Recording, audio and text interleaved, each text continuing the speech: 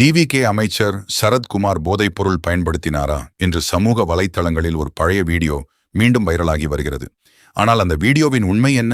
சில வினாடிகளில் பார்ப்போம்.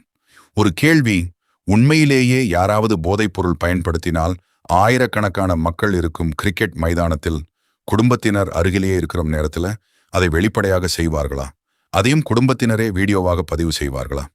அந்த வீடியோவில் கிரிக்கெட் போட்டியை பார்க்கும்போது ஒரு கிரெடிட் கார்டை பயன்படுத்தி ஒரு மாத்திரையை நசுக்கும் காட்சி இருப்பதாக கூறி பல்வேறு குற்றச்சாட்டுகள் பரவின.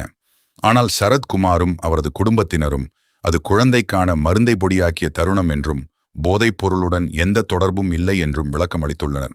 மேலும் இந்த பழைய வீடியோ முதலமைச்சர் விஜய் போதை ஒழிப்பு விழிப்புணர்வு மாரத்தானில் பங்கேற்ற அதே நாளில் மீண்டும் வைரலாக்கப்பட்டது என்பதும் தற்போது அரசியல் விவாதமாகியுள்ளது.